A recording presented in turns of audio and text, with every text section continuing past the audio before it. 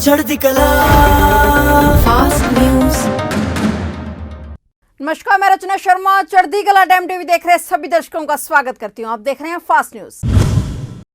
प्रधानमंत्री नरेंद्र मोदी ने आज बजट और आत्मनिर्भर भारत विषय पर भाजपा के कार्यकर्ताओं को संबोधित किया। वित्त मंत्री निर्मला सीतारमण द्वारा मंगलवार को संसद में 2022-2023 का बजट पेश किए जाने के बाद अपने संबोधन में प्रधानमंत्री ने जानकारी दी थी कि बुधवार को भाजपा ने मुझे सुबह 11 बजे बजट और आत्मनिर्भर भारत विषय पर बात करने के लिए निमंत्रित किया है। इसके चलते प्रधानमंत्री नरेंद्र मोदी बजट के विषय पर विस्तार से बात करने पहुंचे। भाजपा अध्यक्ष जेपी नड्डा, केंद्रीय मंत्री और सांसद राजधानी स्थित अम्बेडकर भवन में एकत्रित होकर प्रधानमंत्री का संबोधन सुनने पहुंचे, जबकि पार्टी शासित राज्यों के मुख्यमंत्री, राज्य इकाइयों के अध्यक्ष, पदाधिकारी और नेताओं ने अपने अपने प्रदेश मुख्यालयों में प्रधानमंत्री का संबोधन सुना। भाजपा के सभी सांसद अपने अपने संसदीय क्षेत्रों में 5 और 6 फरवरी को प्रेस कॉन्फ्रेंस के जरिए बजट के मुख्य बिंदुओं को रेखांकित करेंगे। इससे पहले प्रधानमंत्री ने बजट को आम जन के अनुकूल और प्रगतिशील करार देते हुए कहा कि 100 साल की भयंकर आपदा के बीच यह बजट विकास का नया विश्वास लेकर आया है। उन्होंने अपने संबोधन में कहा कि यह बजट अर्थव्यवस्था को मजबूती देने के साथ ही सामान्य जन के लिए अनेक नए अवसर बनाएगा।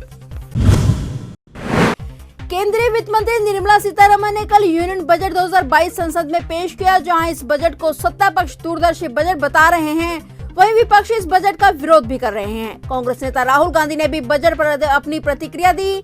कांग्रेस नेता राहुल गांधी ने मोदी सरकार के बजट को जीरो राशि वाला बजट करार दिया। वहीं इसके जवाब में केंद्रीय मंत्री पीयूष गोयल ने कांग्रेस नेता पर तंज कसा। मोदी सरकार में वाणिज्य और उद्योग मंत्री ने कहा कि राहुल गांधी को वैसे भी गणित को समझने में समस्या है, वे हर चीज को जीरो के योग से ही देखेंगे। पीयूष गोयल ने कहा कि हर बुद्धिमान व्यक्ति ने बजट और उसके दृष्टिकोण का स्वागत किया है। विपक्ष का काम नकारात्मक है, उनका काम तो आलोचना करना है। बता दें कि बजट को लेकर राहुल गांधी ने ट्विटर पर लिखा कि मोदी सरकार का बजट शून्य राशि का है। इस बजट में सैलरीड क्लास, मिडिल क्लास, गरीब और वंचित वर्ग, युवा, किसान और एमएसएमई सेक्टर के लिए कुछ भी नहीं है।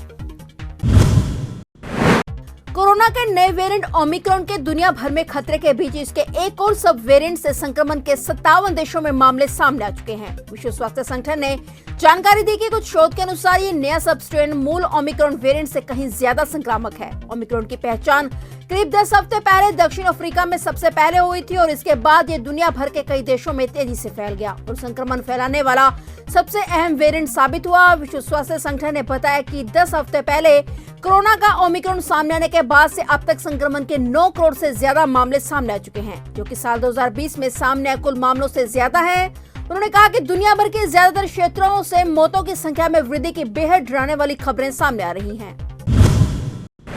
देश में पिछले 24 घंटे में कोरोना के 1,61,386 नए मरीज सामने आए हैं। इसके साथ ही देश में कोरोना मरीजों की संख्या 4,16,30,885 हो गई है। यह संक्रमित मामलों का 3.90% है। बीते 24 घंटे में 1,733 मरीजों के जान गंवाने से मृतकों की संख्या अब 4,97,975 पर पहुंच गई है। इसी के साथ भारत में कोरोना के उपचाराधीन मरीजों की संख्या अब 16,21,603 तक पहुंच गई है। देश में स्वस्थ होने की दर 94.91% है। बता दें कि देश में कुल 73.24 करोड़ कोविड परीक्षण किए गए हैं। इसके साथ ही कुल टीकाकरण 167.29 करोड़ से अधिक हो गया है। आज बुधवार सुबह 7 बजे तक 167,29,42,707 कोविड टीके पात्र लोगों को लगाए जा चुके हैं। पंजाब विधानसभा चुनाव 2022 के लिए नामांकन के आखिरी दिन बलबीर सिंह राजेवाल के नेतृत्व वाले संयुक्त समाज मोर्चा को चुनाव आयोग ने पार्टी के तौर पर मान्यता दे दी है। कई दिनों से मोर्चे के नेता चुनाव आयोग से मांग कर रहे थे कि उनकी अर्जी पर ध्यान दिया जाए, पर नामांकन के आखिरी दिन तक यह अंदेशा बना रहा कि मोर्चे को मान्यता मिलेगी या नहीं, पर मंगलवार देर रात चुनाव आयोग ने इसे मान्यता दे दी। इसके साथ ही आपको यह भी बता दें कि आयोग की तरफ से संयुक्त समाज मोर्चे को कोई चुनाव निशान जारी नहीं किया गया है। यह जानकारी संयुक्त समाज मोर्चे के प्रवक्ता और मोहाली से उम्मीदवार रवनीत सिंह बराड़ ने दी है। उन्होंने पार्टी को चुनाव कमीशन की तरफ से मान्यता दिए जाने पर ट्वीट किया। उन्होंने ट्वीट करते हुए लिखा कि पंजाबियों की जीत, आखिरकार चुनाव आयोग ने संयुक्त समाज मोर्चा पार्टी को मान्यता दे दी है। देर आए दुरुस्त आए। गौरतलब है कि पार्टी ने 25 दिसंबर को चुनाव आयोग को अर्जी दी थी। उसकी अर्जी पर कमीशन की तरफ से एतराज उठाया गया था, जिसका जवाब मोर्चे की तरफ से 7 जनवरी को दे दिया गया था और उसके बाद भी मोर्चे को कमीशन की मान्यता नहीं मिली थी। पंजाब कांग्रेस के मुख्यमंत्री चेहरे को लेकर सर्वे तेज हो गया है। पंजाब निवासियों से मुख्यमंत्री चेहरे को लेकर राय मांगी जा रही है। आप पार्टी की तर्ज पर कांग्रेस हाईकमान ने भी मोबाइल फोन के द्वारा राय मांगने की पहल की है। मोबाइल फोन ऊपर आने वाली कॉल के द्वारा कहा जा रहा है कि यह कॉल अखिल भारतीय कांग्रेस कमेटी की तरफ से आ रही है। उन्होंने पंजाब कांग्रेस के मुख्यमंत्री चेहरों की उम्मीदवारों को लेकर चुनाव करने के लिए राय लेना चाहते हैं। यदि आपकी राय है कि चरणजीत सिंह चन्नी को मुख्यमंत्री चेहरा बनाया जाना चाहिए तो 1 नंबर दबाएं, और यदि आपको लगता है कि नवजोत सिंह सिद्धू का चेहरा मुख्यमंत्री के लिए होना चाहिए तो 2 नंबर दबाएं। इसके साथ ही एक अन्य विकल्प दिया गया है जिसके अंतर्गत कहा गया है कि यदि आप महसूस करते हो कि मुख्यमंत्री चेहरे के बिना मतदान में जाना चाहिए तो 3 नंबर दबाएं। यह पहला मौका है जब इस तरह सर्वे द्वारा मुख्यमंत्री के चेहरे को लेकर मतदान किया जा रहा है। हालांकि राहुल गांधी ने भरोसा दिलाया कि कांग्रेस हाईकमान जल्द ही मुलाजिमों और नेताओं के साथ मतदान कर पंजाब कांग्रेस के मुख्यमंत्री चेहरे का ऐलान करेगी। कहा जा रहा है कि यह कवायद राहुल गांधी के उसी बयान के आगे वाली कड़ी है और मतदान से पहले कांग्रेस हाईकमान पंजाब में मुख्यमंत्री चेहरे का ऐलान कर देगी। कहा जा रहा है कि अगले सप्ताह तक पंजाब कांग्रेस के मुख्यमंत्री चेहरे का ऐलान कर दिया जाएगा। प्रधानमंत्री नरेंद्र मोदी एक बार फिर से पंजाब का दौरा करने जा रहे हैं। बताया जा रहा है कि इस बार प्रधानमंत्री मोदी के साथ केंद्रीय गृह मंत्री अमित शाह भी पंजाब दौरे पर आ सकते हैं। इस बारे में संकेत पंजाब के पूर्व मुख्यमंत्री कैप्टन अमरिंदर सिंह ने दिए हैं। फिलहाल अभी यह क्लियर नहीं हुआ कि इस बार प्रधानमंत्री की रैली किस जगह पर होगी। रैली स्थल को लेकर अभी भी संशय बरकरार है, लेकिन बताया जा रहा है कि 7 या 8 फरवरी को प्रधानमंत्री नरेंद्र मोदी गृह मंत्री अमित शाह के साथ एक बार फिर से पंजाब का दौरा करने जा रहे हैं। कैप्टन अमरिंदर सिंह ने कहा है कि वे पंजाब प्रभारी गजेंद्र शेखावत व अन्य नेताओं के साथ राज्य की 117 विधानसभा सीटों पर चुनाव प्रचार करने जाएंगे, और इसके साथ साथ कैप्टन ने प्रधानमंत्री नरेंद्र मोदी के पंजाब आने के संकेत भी दिए हैं।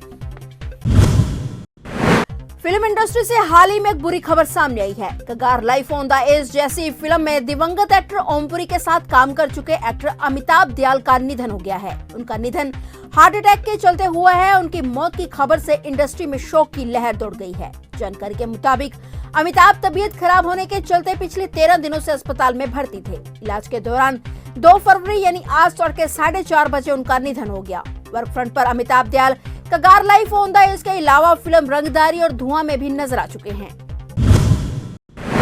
उत्तर प्रदेश के मथुरा जनपद में कोसी कला क्षेत्र में हुई एक कैबिनेट मंत्री के प्रस्तावक की हत्या के मामले की राष्ट्रीय लोकदल के अध्यक्ष जयंत चौधरी ने सीबीआई या किसी अन्य स्वतंत्र एजेंसी से जांच कराए जाने की मांग की है। रालोद प्रमुख ने पैगांव पहुंचकर शोक प्रकट किया और मृतक प्रधान रामवीर सिंह के परिजनों के साथ मिलकर उनको सांत्वना दी। उन्होंने कहा कि जब कैबिनेट मंत्री के प्रस्तावक के परिजन मामले की सीबीआई से जांच कराने की मांग कर रहे हैं तो निश्चित ही सरकार को सीबीआई अथवा अन्य किसी स्वतंत्र एजेंसी से जांच करानी चाहिए। उल्लेखनीय है कि कोसी कला के निकट पे गांव के प्रधान रामवीर सिंह की कुछ लोगों ने शनिवार को उस समय सिर में गोली मारकर हत्या कर दी थी।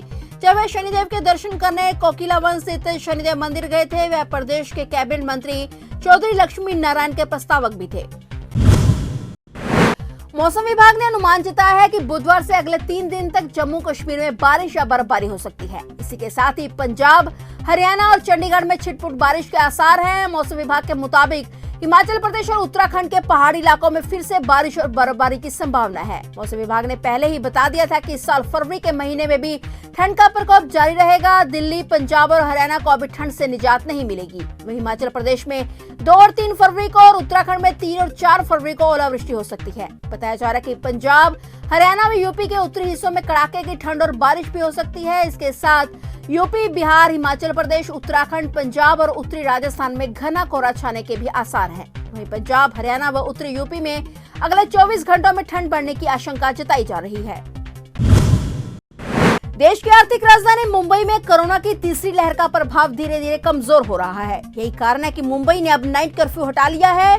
कोरोना संकट में सुधार के मद्देनजर रेस्टोरेंट और सिनेमाघरों पर भी प्रतिबंधों में ढील दी गई है। निर्देशों के अनुसार मुंबई में रेस्तरां, थिएटर 50% क्षमता पर काम कर सकते हैं। आदेश में कहा गया कि स्थानीय पर्यटन स्थल सामान्य समय के अनुसार खुलेंगे। भजन, स्थानीय सांस्कृतिक और लोक मनोरंजन कार्यक्रम में 50% क्षमता के साथ खोलने की अनुमति दी गई है।